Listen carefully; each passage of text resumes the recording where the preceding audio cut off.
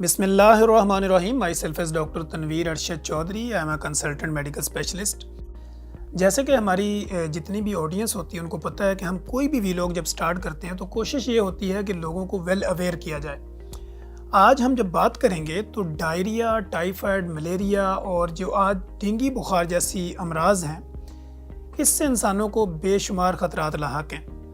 First of all हम बात करते हैं डायरिया के ऊपर, क्योंकि जैसे ही मौसम चेंज होता है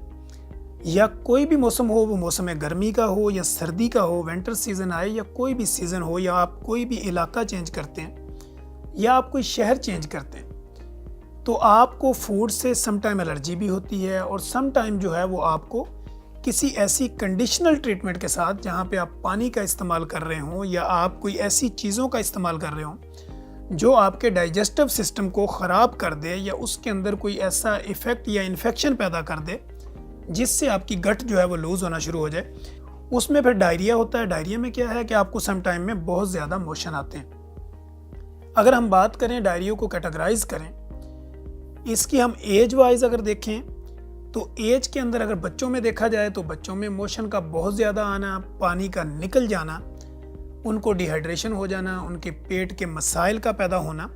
या उनकी गट के इशू जो है उनका बढ़ जाना, पेट में मुसलसल दर्द रहना या वॉमिट की कैफियत हो जाना या हर खाने के साथ मोशन का आ जाना, ये डायरिया कहलाता है। अब इसी तरह अगर बड़ों में बात करें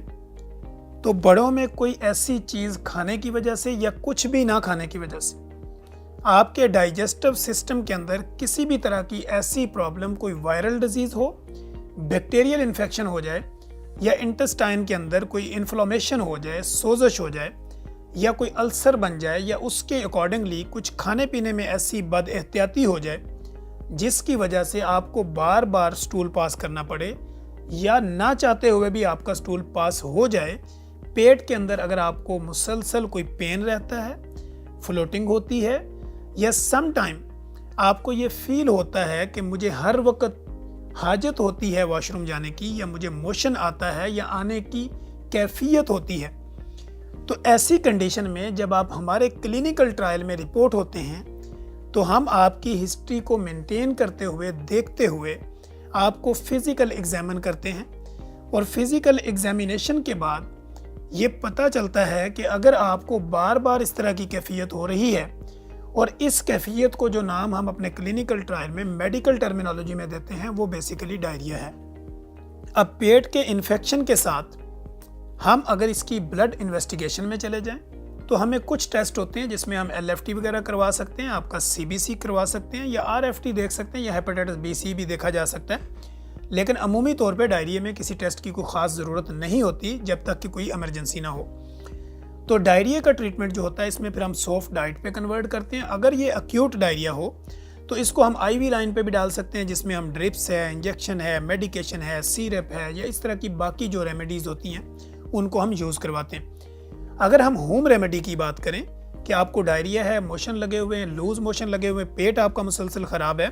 तो होम रेमेडी के तौर पे हम पेशेंट को ये कहते हैं कि अगर आप डायबिटिक नहीं हैं, कोई क्रोनिक डिजीज़ के साथ आप नहीं चल रहे या आपको कोई ऐसी बीमारी नहीं है, तो फिर आपने 2-3 बनाना का इस्तेमाल करना है, दही का इस्तेमाल करना है, इसमें इसबगोल का जो छिलका होता है उसको डाल के आप यूज़ कर सकते हैं, ये होम रेमेडी के तौर पे। इसी तरह सॉफ्ट डाइट की जब हम बात करते हैं तो उसमें हम वाइट चावल की भी बात करते हैं। अगर कोई लोग ये कहते हैं कि मैं ये चीज़ें नहीं ले सकती या ले सकता, तो फिर हम उसको ये कहते हैं कि अगर आपने लाजमी ही आप रोटी खाना चाहते हैं या अगर आप ब्रेड वगैरह नहीं लेना चाहते तो फिर आप क्या करें कि इसको शोरबे के अंदर या किसी लिक्विड फॉर्म में इसको आप सॉफ्ट करें और उसके बाद आप यूटिलाइज़ करें, ताकि आपके इंटेस्टाइन के ऊपर जो है वो इसकी जो लोड है वो कम से कम रखा जा सके और इस तरह आपका मैदा जो है वो प्रॉपर डाइजेस्ट करे और आपको उसी तरह मोशन की हाजत ना हो जैसे कि आपको पहले हो रही है। अब डायरिया से रेलिवेंट अगर हम किसी दूसरी बीमारी की बात करें तो उसको टाइफाइड फीवर कहते हैं। डायरिया के साथ अगर आपको बुखार है, पेट में दर्द रहता है, जिस्म में खिंचाव है या कभी बुखार आपको शाम के टाइम में होता है और सुबह के टाइम उतर जाता है या सुबह के टाइम होता है और शाम के टाइम उतर जाता है, ऑन एंड ऑफ आपकी बॉडी के अंदर पेन रहता है, पेट में पेन रहता है और बुखार ऑन एंड ऑफ अगर आपको होता है तो ये अलामत होती है आपको टाइफाइड की। टाइफाइड और डायरिया जो है इसकी तकरीबन रूट काज एक जैसी है। टाइफाइड में भी अगर आपने बाहर से पानी पिया, गंदी चीज़ें खाई, फ्रूट आपने बगैर धुले हुए इस्तेमाल किया, सब्जियां आई उसको प्रॉपर वॉश नहीं किया, वो यूज़ करना शुरू कर दिया। और इसी तरह अगर आपने खुली जगह के ऊपर, जैसे मौसम चेंज होते ही आपको डिफरेंट किस्म की जो है वो मशरूबात की आपको दुकान, शॉप्स, खुली रेडियाँ या ओपन जगह पे लोग आप तो ये सारी चीज़ें सेल करते हुए नज़र आते हैं। और वो चीज़ें जब आप यूटिलाइज़ करते हैं, इसी तरह गन्ने के रस का इस्तेमाल करना, शिकंजवी का इस्तेमाल करना, बेशुमार ऐसे मशरूबात हैं, हकीमी शरबत, ये सारी चीज़ें जब आप लेते हैं और जब इसकी स्टरलाइजेशन का प्रॉपर एक प्रोसीजर नहीं होता तो ये काज करती हैं, आपको डायरिया भी हो सकता है, आपको टाइफाइड फीवर भी हो सकता है। अब टाइफाइड और डायरिया की मैंने इसलिए कहा कि इसकी जो अलामतें हैं या इसकी जो सिम्टोमेटिकली चेंजिंग है वो तकरीबन मिलते जुलते हैं।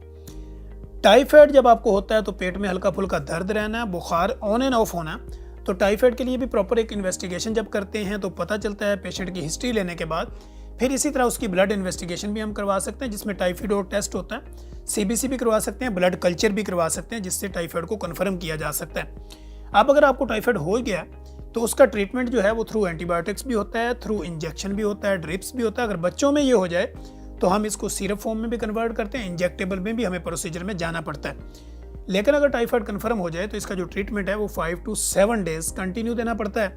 और समटाइम्स 7 to इसका जो 14 डेज तक या 7 to 10 डेज यानी 5 दिन, 7 दिन, 10 दिन और 14 दिन, ये इसके एंटीबायोटिक्स का कोर्स होता है जो इंजेक्टेबल फॉर्म में भी किया जा सकता है। वो ट्रीटेबल, इसमें ओरल मेडिकेशन भी की जा सकती है और सस्पेंशन की सूरत में यानी सिरप फॉर्म में भी दिया जा सकता है। तो टाइफाइड की वैक्सीनेशन भी की जा सकती है। टाइफाइड की डाइट के तौर पे, होम रेमेडी के तौर पे आपकी रोटी या जो हॉट फॉर्म वाली चीज़ें होती हैं उसको हम बंद कर देते हैं, इसको भी सॉफ्ट डाइट पे डालते हैं और डायरिया को भी सॉफ्ट डाइट पे डालते हैं ताकि आपकी मैदे के ऊपर, आपकी आंतड़ियों के ऊपर और आपकी जो डाइजेस्टिव सिस्टम है उसके ऊपर लोड को कम से कम रखा जा सके और आपकी बॉडी को रिलैक्स मूड में लाके आपकी बीमारी का जो बैक्टीरिया है, वायरल डिजीज़ है, बैक्टीरियल है या फंगल है, उसको प्रॉपर तरीके पे हम ले जाके उसको ट्रीट कर सकते हैं। लिहाजा इनमें से अगर आपको कोई भी मसला होता है, वो आपको डायरिया का हो, वो आपको टाइफाइड का हो, तो आप प्रॉपर अपनी कंसल्टेशन के लिए किसी भी फैमिली फिजिशियन के पास, जीपी के पास, किसी कंसल्टेंट के पास या किसी भी गैस्ट्रोएंटरोलॉजिस्ट के पास जाएं और जाके अपनी बीमारी को प्रॉपर डायग्नोज करवाएं। डायग्नोज करने के बाद जितनी ड्यूरेशन आपको दी जाती है, जितना आपको टाइम बताया जाता है, उस बीमारी की दवाई का, खुराक की एहतियात का या आपके खाने पीने, उठने सोने के अंदर डिसिप्लिन लाइफ का, उसको अगर आप फॉलो करेंगे तो आपको डायरिया और टाइफाइड की जो अमराज हैं इससे आपको छुटकारा मिलेगा और आपकी ज़िंदगी आसान हो जाएगी। डायरिया और टाइफाइड से रेलिवेंट किसी भी तरह की आपकी कोई भी क्यूरीज हो, कोई सवाल जवाब हो, कुछ आप जानना चाहते हो तो आप कमेंट बॉक्स में आइए, वहाँ पे आप कमेंट कीजिए, अपनी राय दीजिए, हमारी आवाज़ को स्ट्रॉन्ग कीजिए। हम आपके हर सवाल का जवाब देने के लिए रेडी होंगे। हमारे मुतल्लिक़ किसी भी तरह की आपको कोई भी इन्फॉर्मेशन चाहिए हो, आप कमेंट बॉक्स में आके कमेंट कीजिए और अपने सवाल का जवाब लीजिए। मुझे और मेरी टीम को दीजिए इजाज़त। अल्लाह हाफिज़।